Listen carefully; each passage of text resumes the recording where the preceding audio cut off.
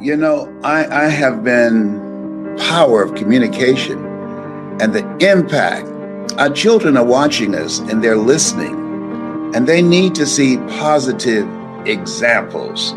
And if you believe that you have a voice, that you have a story, that I read something that really grabbed me. It said, write a book worth reading or live a life worth writing about. Let me repeat that again. Write a book worth reading. Her book is now #1 on the New York Times bestseller list. Or live a life. I train speakers and I teach them that the best speakers make the fewest words go the farthest. The best speakers make the fewest words go the farthest. Something that I've considered a masterpiece that you just could not take exception to, and you just had to sit with some of those quotes in there and just take it in for a minute. You just couldn't digest this because it was potent. You did a little chaser with it. It was potent. If you believe that that's important, because believe me, we have so many young people who have it like that, and we don't get a chance to see them. We don't. She is not the exception, okay? There are many, but unfortunately, the media don't focus on them, and that's why I'm so grateful. I want to share something with you that I want you to write down. The best speakers make the fewest words go the farthest. She clearly did that. The best speakers make the fewest words go the farthest. To be or not to be, that is the question. Ask not what your country can do for you. Ask what you can do for your country.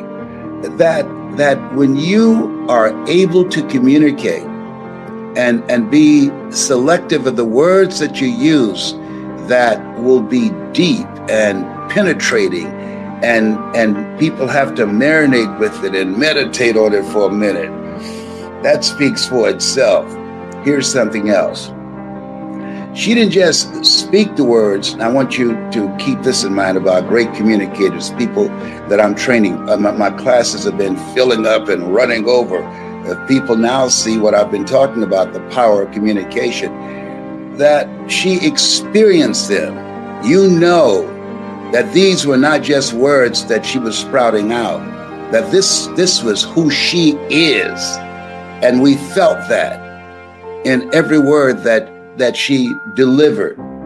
And that's very important. It was not just a reciting something that she wrote, but identifying with and being at one and congruent with the words that she spoke. And that's why we felt it. That's why we felt it, not just in terms of hearing it, but we heard it in our ears and in our hearts.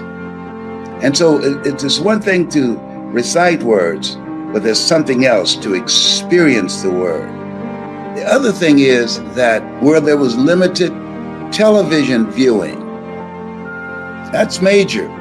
There are algorithms on computers and television that's literally programming all of us, and particularly our young people, and warping and corrupting their thinking and their vision of themselves. And so I want to ask you, what is it you want to do with your life? The air feels better. Don't you feel lighter? I didn't get up this morning and ask, what happened today? I think I'm going through withdrawals, PTSD. I don't know. But let me share this with you. Maximize this moment. Yes.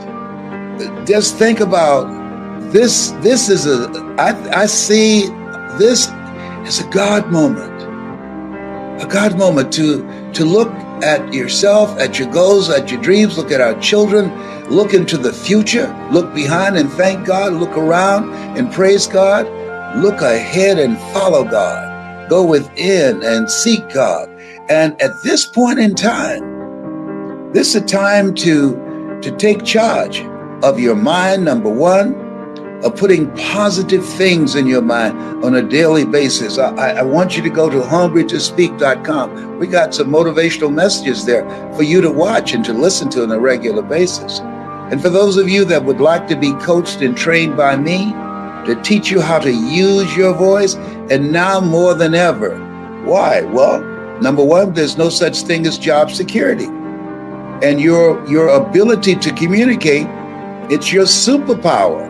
It's your superpower, your ability to communicate. There's no way that I would have been able to be successful in television and radio and becoming a state legislator in Columbus, Ohio, or doing what I'm doing now, speaking nationally and globally around the world virtually. I don't travel anymore. Don't want to do that. Homie don't want to do that. And neither does Tyrone. But that's another conversation.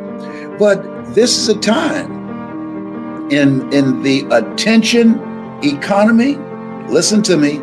In the attention economy, in order to call attention to yourself and hold the attention and to motivate and inspire and direct the attention, your ability to communicate is your superpower.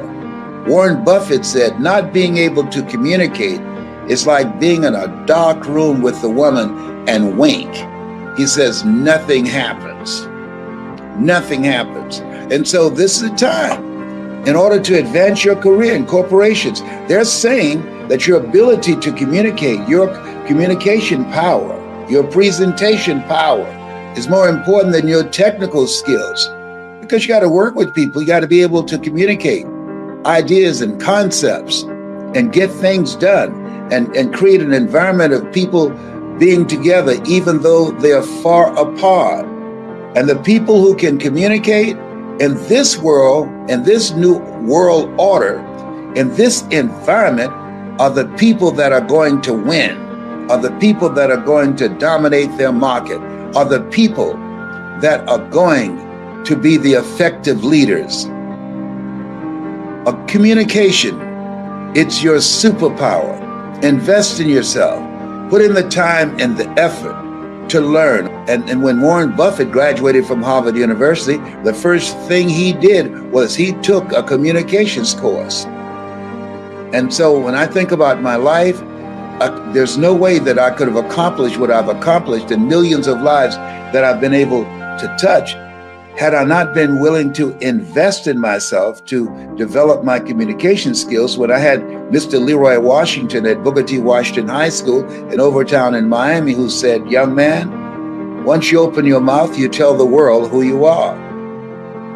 And I don't say this to impress you, but to impress upon you. If you're ready to take your life to the next level, if you want to have a competitive advantage in pursuing your goals and your dreams, allow me to coach you on how to do that. And we will share with you. We had a class the other day, and I mean to tell you, people would just say, oh my God, I had no idea. See, in order to be successful, one of the things that's important is being around the right people, being in a community of people that have experience, that have a track record, that's known, because that association brings credibility and respect. And so this is a time that you want seasoned, experienced, trained eyes looking at you and helping you to connect with your power voice, helping you to begin to develop the greatness that you have within you, helping you to begin to manifest the potential and to bring out the greatness that you have lying dormant in you right now, to develop new relationships, to build national and global networks of people who believe in you, who trust you. Today in business, people look at you, they're asking 3 questions. Who are you? What do you have? And why should I care? And your ability to communicate that is major. That determines whether or not you're able to negotiate well, or make a point, or influence people, or make a sale, or build an organization. Communication power. If you believe that that's important, and if you'd like to improve your communication skills, and there are a lot of people, they don't know what they don't know, and they think they know. There's certain nuances, there's certain strategies in communication that when you learn them, and through practice and through coaching, it changes your revenue, it impacts your bottom line. It will empower your advancing in your career. The things that I've been able to do, my kids that are standing behind me, they know the value of effective communication skills. You know, one of the most difficult things to do is work with your children and get them to see what you see, but they know, and they're very successful in what they do. And so as you look at yourself, look at your goals, and look at your dreams, this is the time. It's a brand new day. We really should be going all in, going all out, not sitting back, waiting to look for things to change. No, be a part of the change. Become the architects of our own future, not having any fear of anyone, but moving forth, being of good courage, and designing the life that you want rather than the life that you have been handed. Whatever your goal, whatever your dreams are, I'll show you how you can use your voice to advance yourself, how you can use your voice to overcome the obstacles, how you can use your voice or any barriers that's in front of you, how you can use your voice to create a life that you can be proud of, that your future self will say, thank you so much for making that decision. I am so excited. I'm looking forward to working with you. It's confirmation of the power of communication. Her book went to #1 on New York Times bestseller list, and people around the world are still talking about who spoke, and people listened and felt it and responded and were in awe. People said, you know what? I want to do it like that. And we can help you do that. If you're ready to take your communication skills, your speaking skills, your presentation skills to the next level, to increase your knowledge, to increase your approach in your market, to dominate your market, if you're ready, your voice plays a major part of that. Your voice is your superpower. In the beginning was the Word, and the Word was God. Thou shalt decree a thing that shall be established unto you. Death and life is in the tongue. This is your time. This is your time. This is a breakthrough moment. Don't sleep this. Don't sleep this moment. Move with a sense of urgency. Don't sleep this moment. It's a brand new day. A brand new day. So since we're there, right before we came on today, I was talking. You want to tell them the story about the 99-cent store, the dollar store, the Walmarts, the Neiman Marcus? First of all, he's still in diapers. I'm 72. Yeah. All right. I served at the Lord's Supper. So let's get that straight. I'm an old guy. When he was 15, I was being born. All right. Yes. And I believe that you're never too old to learn and you're never too young to teach. And that's why I admire you. And that's why I have no qualms about asking you to mentor me in this next chapter of my life, because I'm not through yet. And there's much more for me to do. And I was talking to you about your model, going from competing, his business model, competing with dollar store all the way up to thousands of dollars. And that is so brilliant. One of the things when I read the book, Alvin Toffler, Future Shock, and he talked about the fact that when we go from a domestic economy to a global economy, an education economy, the things are going to change, and it will be a time where people have to think and have to be creative and find ways to do what they do in a far more effective way, do more and do it faster and with less resources and manpower. You have mastered that, and you're teaching others how to do it. We learn, we earn, and we pass it on. And that's what I admire about you, that you're passing it on. It's not just about you, but you're building a legacy and empowering people who will go into a future that neither one of us will see, that will take it to the next level. And that's exciting. How many speaking gigs have you done around the world? Any idea how many stages you've been on, Les? The legend, Les Brown, is in the studio. I'm so I've excited. spoken to as many as 80,000 people. If people go online and put in Les Brown speaking in the Georgia Dome, Yeah. and the speech is called "It's Not Over Till You Win." Dexter Yeager from Amway, he put that event together. The largest gathering of entrepreneurs. That was the largest audience of over 80,000. Last year, I spoke in Poland to over 25,000. That was a very powerful gathering. But I've spoken in so many places. How many times? I know you've been in Miami 4 times in your entire career. In my entire career. Only 4 times, by the way. Only 4 times. Yeah, and I was born in you grew Liberty up here, City. right? Born in Liberty City, an abandoned building with a twin brother. We're adopted. I'm a twin. No, you're not. Identical twin, man. Well, we're fraternal twins. Okay, And so, he looks like my son because I use mascara to cover my gray. There's no shame. I put her on stage, all right? Okay. Yeah, but so Wesley and I were adopted by Mrs. Mamie Brown. She had a 3rd grade education. She worked on Miami Beach for wealthy families.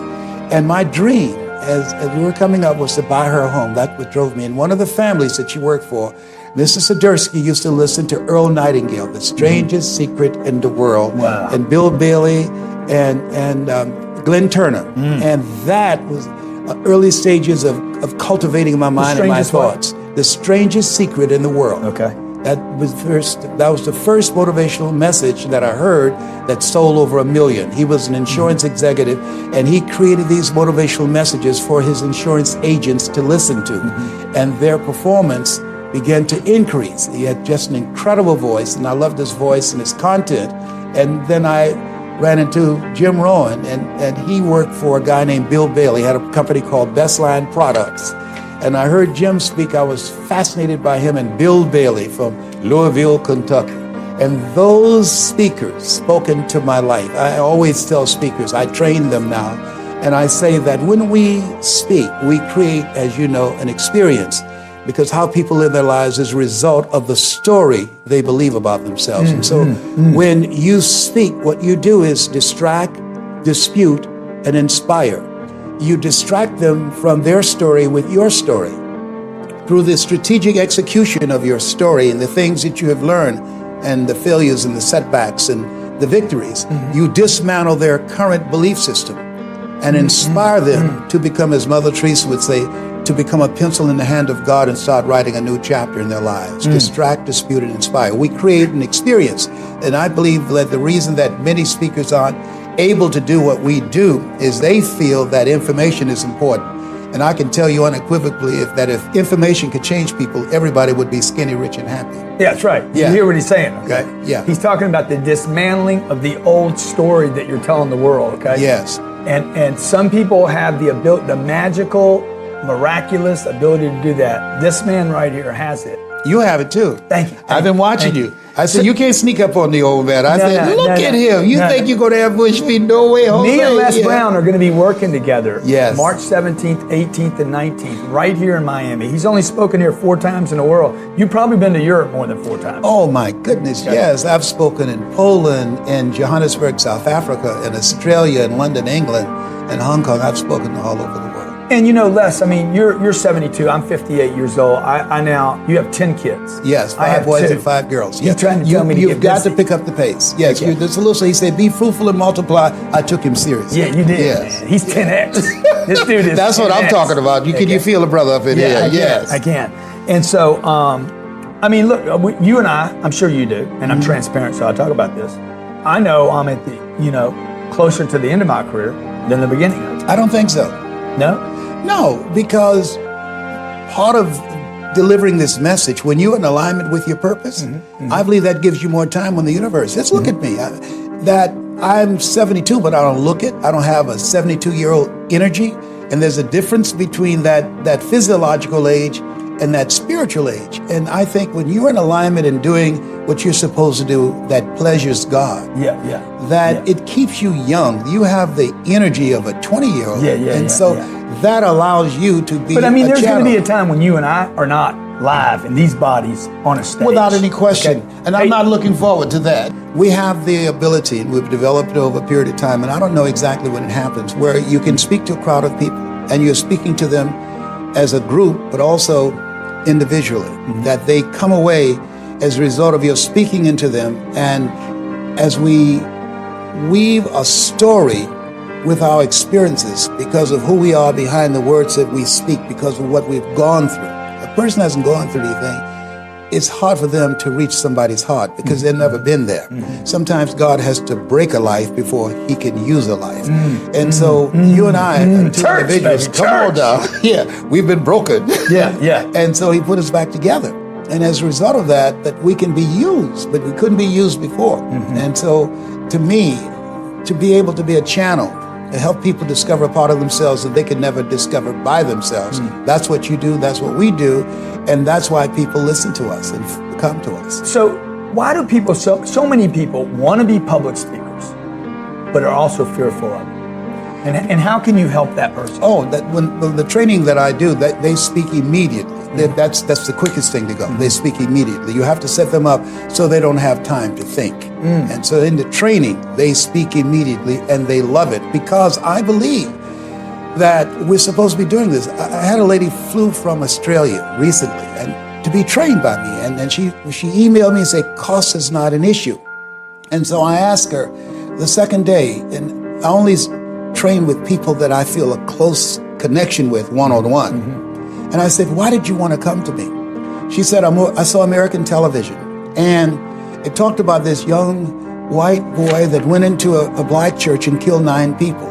And she said, I said to myself, what if I had gotten in his ear? She says, nothing enters except through the eyes or the ears. And she said, and this gave me goose pimples, she said, you speak from your heart. And I want to learn how to do that because I believe the world is the way that it is, not because a few people are violent. She said the world is the way that it is because too many people are silent. Yes. And I said, whoa. And I decided That's awesome. that my goal is to help people outside of politics and outside of religion, which polarize people. Have a voice. Yeah, Yeah. Politicians say, do as I tell you to do, and I'll give you a piece of American pie. Ministers say, do as I tell you to do, and I can teach you how to live after you die. And our goal is teaching people how to live right here, right now, because the difference ultimately between what we do and what ministers do, they preach the gospel about Jesus. We preach the gospel that Jesus preached. They sell the messenger, and we sell the message. And so as a result, we can empower people to take charge of their lives and begin to create a new story, to write new chapters with their lives. So like Les talked about the lady from Australia that says it's not because of the violence, but because of the silence. Yeah. I think most businesses fail. Most brands never make it. Most people never reach their greatness because they don't know how to tell their story. Yes, that's major. What will you be sharing with the audience? Because look, man. Let me just share with you why the story is Success. important. Yes. Why the story is important is because when you speak, if you're selling, you're an entrepreneur, you got a product, you have an expertise, knowledge is a new currency. People are asking 3 questions. Who are you? What do you have? And why should I care? And so if you don't answer that, because we know people do business with what, why? Who are you? Yeah. What do you have? And why should I care? People do business with people they know, like, and trust. And when you can answer that, now you're building a rapport and a connection that creates a possibility where you can do business together and help each other go to that next level. Guys spoken all over the world. Emmy Award winner for fundraising for public broadcasting. Yes. Fortune 500 CEOs all over the world, small business owners, nonprofit, community leaders. You're an inspiration to me because you sit out in front of me and give me like what is possible. Right? Yes. So you've really been an inspiration to me. And, Thank you and so I know much. millions and millions of others. I look And forward you've to done the same for me, and you play it down. You're so humble. No. Come I'm not on. humble. Yeah, I'm not a humble man. You just humble bread. You just humble bread. No, I'm but not I ain't going for it. Dude, I am not a humble man. He's going to speak on Saturday, right? Saturday, yes. Saturday. And you know, this is But you got to for come me. in the night before, man. I will come in the night before because I live here now. Okay, good. So we're going to have a yacht party. Yes. Can I you look forward to swim? it. Yes, you can't be in Miami and not swim. Dude, I've met so many people here that can't swim. I'm like, dude, what are you doing? Yeah, What are you doing on planet Earth that's 2/3 water and you can't swim? They won't be around too long. Yes. Les Brown, folks, a legend, okay? If you don't have his book, Laws of Success, okay, go get that book today on Amazon. Yes. You can get it anywhere, right? You can get it on Amazon primarily. But the other thing I'm interested in people checking is out at the Les Brown Institute because I think it's my mission to train these new voices of hope. When there's hope in the future, that gives you power in the present. We live in the greatest country in the world. There's something wrong when people try and outswim sharks to get here or outrun a Jeep barefooted to get here. To come to the country. And the suicide rate in America is higher than the number of people that were killed last year in car accidents. Something is wrong with that. They lost Crazy, hope. man. And we are voices of hope. When there's hope in the future, that gives you power in the present. And that's what my goal and mission I feel that God has with me, with the Les Brown Institute, is to train people how to tell their story and to transform the lives of other individuals. That's my story, and I'm sticking to it. Yeah, he's going to stick to that because that's what he's been doing for 40 years, okay? And he's going to stick to you. If you're committed to your health, to your well-being, to your wealth, to your future, your family, the love, whatever you believe in, we want to help you. March 17th, 18th, and 19th in Miami. Now, look, if you can't get here, I'm going to stream it to them. Yes. We got people, a guy called me the other day and said, hey, look, I got 10 people, I bought 10 tickets. I can't get down there because of this. Yes. We're going to stream it to those people, okay? I know you got a bunch of your folks coming. Without any question, and all my children will be there too. Okay. So that's going to have the place half full. And you're going to be there to have full, okay? I'm telling you, this is going to be the best. Yeah. He talked about that Georgia conference. Yeah, Georgia Dome. I was speaking to 80,000 people. Call It's Not Over Till You Win. They can see it on YouTube. Now, what if there was only 2,000 people in the room It rather doesn't than matter. 80,000? It doesn't matter. But don't you think those Trust 2,000 me, would get more? They will get more out of it because I'm going to get the butter from the duck. Trust me on that. The butter from the duck. Yes. You want to talk about the pepper in the fork? Yes, I've been eating hot pepper on the fork right before this event because I'm going to be fired up and hungry. I guarantee he will do the single best presentation of his entire career because the bar has been raised, folks. Look at Yes, the it has people been. here, okay? Jay Abrahams. You know Jay. Absolutely. What'd you say about Jay? Jay is very knowledgeable, and he's Big going to do words. yes, he's big words. You got But there's some people. There's a market there. There, Because Kevin in Harrington. every You know Kevin audience, from the Shark audience Tank? is inside of the audience. Yes, I know it, Chair. Kevin. Infomercial genius. Yes, okay? he's good. Done almost $1 billion on infomercials. Yeah. You know Tim Story that Yes. worked with Oprah? Yeah, Okay. Tim is good. Tim Grover worked with Kobe and Michael Jordan? Yes. Michael Jordan, the basketball player? Absolutely. Okay. Can you play basketball? Yes, and I got a good hook.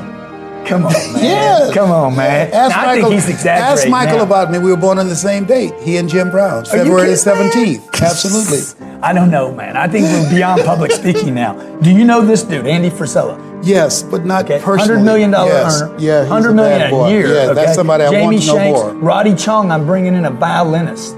You know, You don't know this dude. He's a little Asian Yes, dude. he's Makes about $3 million he's a year. very expressive. You when know he this plays. dude? You do know Yes. it. Bobby Castro. You don't know Bobby. No, I don't know He's Bobby. a white dude, man. Yes. Right here in Miami. Right here in Miami? $600 million valuation. What does he on his do? company. Actually, Bankers Healthcare. I think you spoke Yes, to I this group spoke once. there. Okay.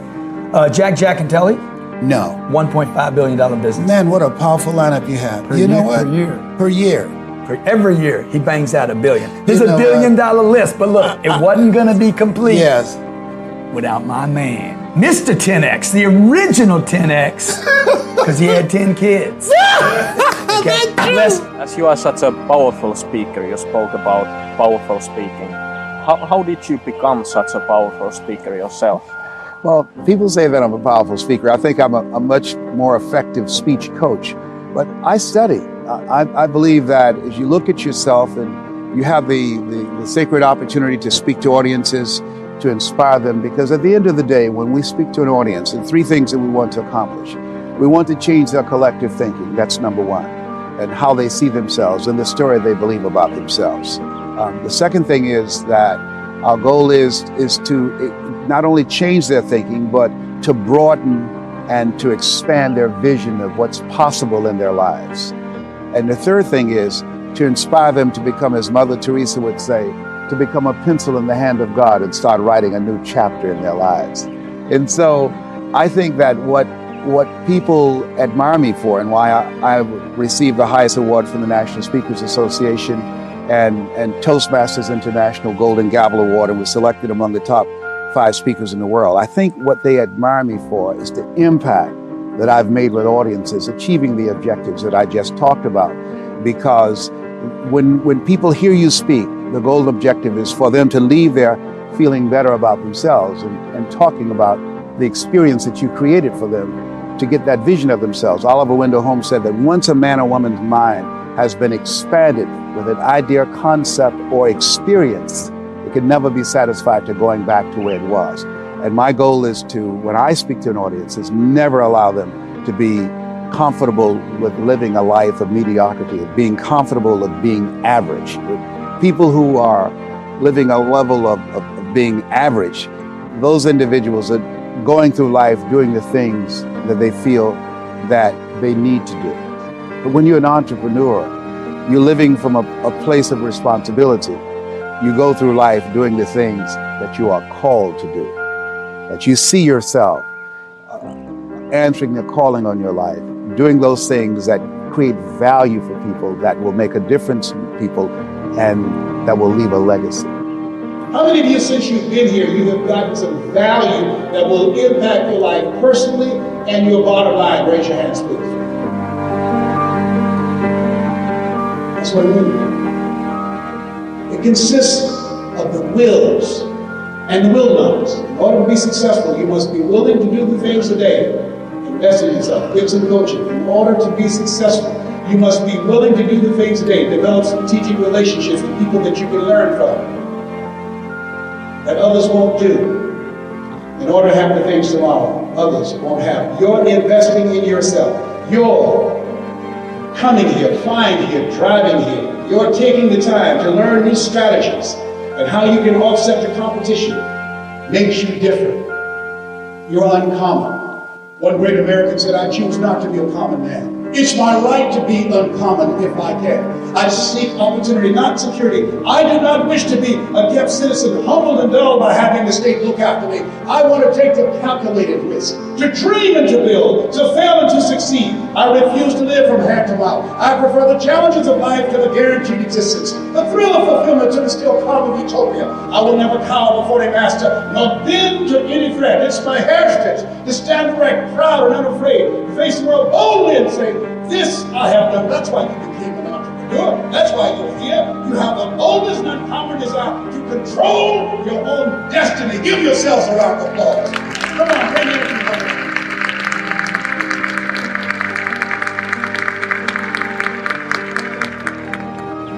How do you get ready for an important speech? Well, one of the things that I teach in terms of preparation for a speech is find as much about the audience as possible. Who are you going to speak to? Do what I call communications intelligence. You want to get all the information about that organization, the mindset of the audience, what are the goals and objectives they want to achieve. We have a needs assessment that we will provide for you. What is it that these entrepreneurs are looking for? What are their strengths? What are their weaknesses? What do they bring to the table of business? How do they see themselves locally and globally in the scheme of things? What is it at the end of that presentation that you want people to walk away from? And then what I do is craft a message. And in the embodiment of that message, in that presentation, in that workshop, the things that will allow them to achieve those objectives. If it's to improve their skill set, if it's to expand their attitude and their vision of themselves and what's possible for them, if it's to challenge them and to inspire them to take their lives to the next level. Those will be the things that we will emphasize in that presentation, that as a result of them being exposed to that experience and the information and all of the things that I've learned over the years of doing this, that they leave there with something of value that they can sink their teeth into, that they can go and start applying it in their lives and in their businesses. How did you get good at it, and what advice would you give? Don't struggle with that. Laughter is a lubricant that allows us to handle and navigate our way through life. Don't struggle with that. I don't tell jokes, but people say that I'm funny. So you find things that you can use that will trigger laughter, and particularly if you're a presenter, because when you use humor strategically, case in point, ladies and gentlemen, how many of you know people say money won't make you happy, but everybody want to find out for themselves? And I remember a time in my life, I was so broke, I'd walk past the bank and trip the alarm. and then I had a moment. I got a call. Leslie, my sister, Margaret Ann, are you sitting down? What's wrong with Mama, Margaret Ann? Mama's got breast cancer. She's got breast cancer? Yes. I'll be there tomorrow.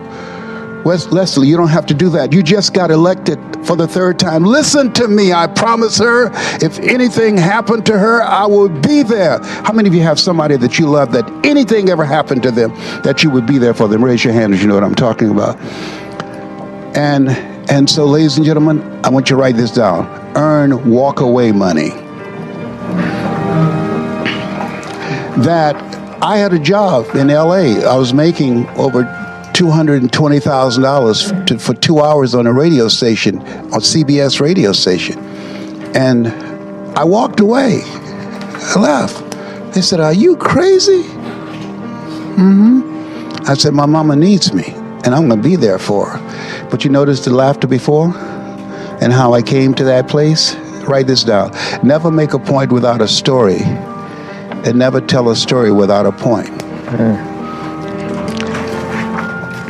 So rather than doing the stuff like our friends that we know in the industry that's pushing, getting planes and boats and making a lot of money. Yeah. I said, you want to be in a position if something happens to someone you love, that you can be there for them, that you can do more than just pray for them. Does that make sense? When I asked that question to the audience, and James is right about the power of questions, now I've created an opening in the presentation so that they now are a participant in the story and the presentation that I'm creating, because we're orchestrating an experience in this audience now. There are audiences inside of each audience. People who are going through some stuff. Some people need humor, some people need content, some people need passion and energy. And so when we are talking to people who are separated by education, by the things they've gone through, that as presenters, we have to create a presentation that will allow us to make that audience, and those audiences inside of the audience, one audience, by listening to the listening of the audience, and then using your story strategically so that your story becomes their story, and you create an experience where you take them to a place in themselves and where they can't go by themselves. That's what I'm doing now at this stage of my life, because there's no success without successors. Training speakers on how to take their life, their story, their skills, their hunger to make a difference, to make their mark, to live a life that will outlive them, and be able to make a difference in people's lives, to promote themselves and knowledge in their companies. To speak to, you could probably articulate this, which you're already doing pretty well, is that my version of this is somewhere along the way I was reading so many books and trying to figure out how to learn more effectively. Like, how does one accelerate learning? And so for years, I would share with, my service business clients early on, when I went from dead broke carpet cleaner to learning how to make that business work, then taking, wow, I figured out a bunch of things that work, and now how do I share them with other people? And I'm definitely afraid of speaking, so I don't want to go speak, and then I would force myself to be in situations where I had to present, although I was a nervous wreck. And then I started going to Toastmasters, and that was incredibly beneficial. And then it dawned on me, wow, I'm learning this stuff so much quicker because I'm now putting myself in a position to have to teach other people. So I would then, later share 3 ways to learn something. You learn through the School of Hard Knocks. You just don't ask for directions. Before GPS, there was that whole stereotype of men never ask for directions sort of thing. You just bumble your way through life. You figure it out. You'll learn stuff, but you're going to fail a lot. It's going to be painful. So that's one way to learn. Second way to learn is you learn through the experiences of other people. You read their books, go to their seminars, buy their courses, learn, get educated. Not education in school, but education out of school, right? The real life education. And that's a more effective way to learn. That's why I read a lot of books. That's why I've gone to a lot of seminars. That's why I've hired a lot of people. So then the third way to learn, which is the most, accelerated, fastest way, is you start teaching other people, because then you have to integrate it at a whole nother level. So I would challenge that. Let's talk about buried treasure and why you opened the book with this, because your story and my story has a lot of similarities, and our journey, the journey that we took to being where we are today. But every author has a journey. And how has your journey actually influenced you as a best-selling author, as a business mogul and motivational speaker? How has that influenced you?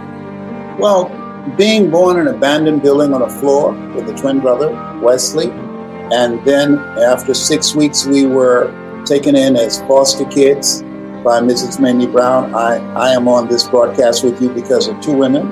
One gave me life and the other one gave me love. I always say that God took me out of my biological mother's womb and placed me in the heart of my adopted mother. And I always quote Abraham Lincoln, who said, "All that I am and all that I ever hope to be, I owe to my mother." And so that being in that environment, born in that environment, but most of all, the impact and the influence of the character of my mother, her faith, her drive, her determination. I remember a reporter when I had a talk show, King World, and they paid me $5 million to do it. And the reporter asked her, "How did you know that you could raise 7 children by yourself that you've adopted as a single woman?" And she said, "I just felt that the Lord would make a way somehow." And that has driven me that I talk to people, you don't know what you can't do. You don't know enough about yourself to be a cynic. That there are things that we can do. We are more than conquerors. We're here, I strongly believe, to do the greater work. And that we don't have to operate out of the thinking of being logical and practical and realistic. I believe leaping, grow your wings on the way down. Yes.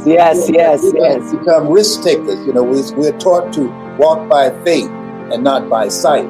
And so my environment, it created within me a mindset of being unstoppable, of believing, of trusting, and living an expanded life. Most people live a small life because they have this limited vision of what's possible for them based upon the culture that they live in and the conversations that they have been exposed to, and they don't even know. It's unconscious. And so we've all had moments in our lives when we've done things outside of our comfort zone and we say, "Wow, I can't believe that I'm doing this." Because now when you operate out of your comfort zone, in order to do something you've never done, you've got to become someone you've never been. That's why Paul said, "I must die daily." We must die daily to who we are to give birth to who we are destined to become. But most people don't realize, and they don't evolve. They get on a track and they stay on that same track and never get off that particular track. And they take their talents, their abilities, their skills, their dreams with them to the grave. And so when Miles Monroe said that the wealthiest place on the planet is the cemetery, that's real. My best friend, when he died, he was a great cook. And he always talked about having this recipe book that he was going to have. He fixed great Jamaican and Caribbean dinners and plates. He was a master chef. And I'll never forget when I left his graveside after the funeral, a lady came up to me and said, "Did Alexander," we called him Boo, did Alexander ever write that recipe book? And I said, "No." And she said, "Whoa, he took that with him." And so most people take their talents, their abilities, their skills, their knowledge, the things lying dormant in us. We were not born to be one-dimensional. We were born to do things, to experiment with life, to become a risk taker. Viscott said, if you're not willing to risk, you can't grow.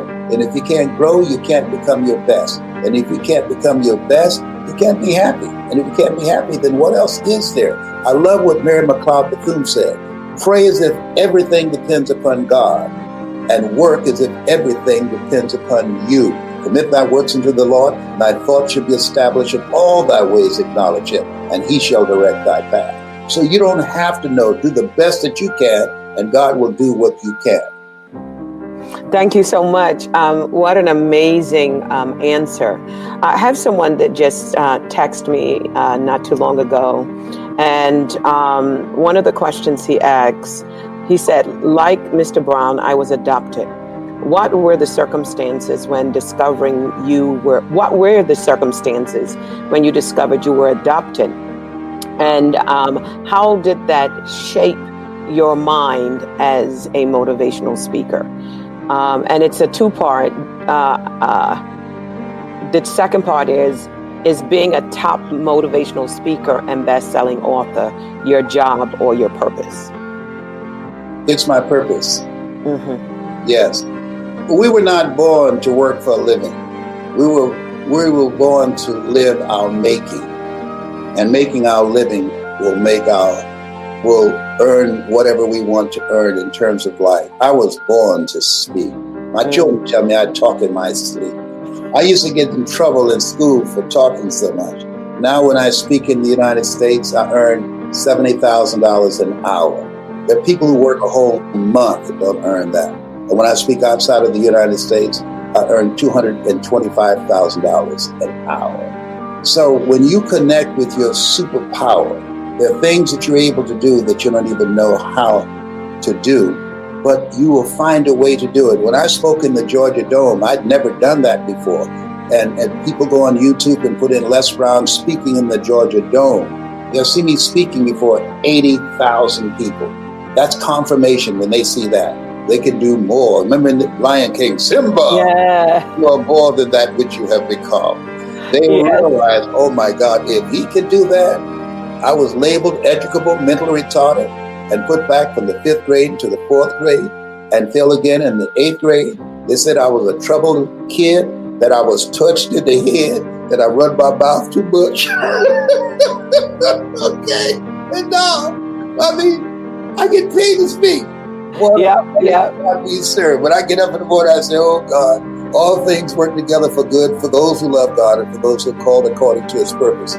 And so when you, in alignment with your purpose, you will be able to do things that you don't even realize and know that you cannot do. That's why we're told to walk by faith and not by sight. We're told, judge not according to appearances. And so this is how I live my life. I didn't know I could do this. And sometimes you have to be intelligently ignorant. Yes, yeah. The laws of aerodynamics, a bumblebee isn't supposed to fly. But the bumblebee doesn't know it. So it just keeps on flying anyhow. Yes. And I often say, Mr. Brown, that we're all winging it. And so we're all winging it. So one of the things I love about listening to you, and I listen to you every single day, and not too many people get my attention like that, I could tell you. But you have a brilliant mind, and your ability to take a quote, one quote, and build an entire message around that is nothing short than brilliance. And one of you have that gift too, because one of my favorites that you do, but God, come on, somebody. Let me tell you something. I was running around the house and accidentally fell and flipped and hit my head and left myself half conscious with a hickey on my head. Shout to but God. You messed me up when that was there. I love how you do that, how you massage a text and you massage the hearts and minds of individuals. And it's a gift, to tell you the truth. What is your favorite commitment to yourself? My favorite commitment to myself is to always challenge myself to grow. That you're never too young to learn, you're never too young to teach, and you're never too old to learn. I'm learning from young people like yourself because you are my future, a future that I will perhaps never see. And so by being open, I remember when I graduated from high school, we had a theme that said, you never find out how much you know until you find out how little you know.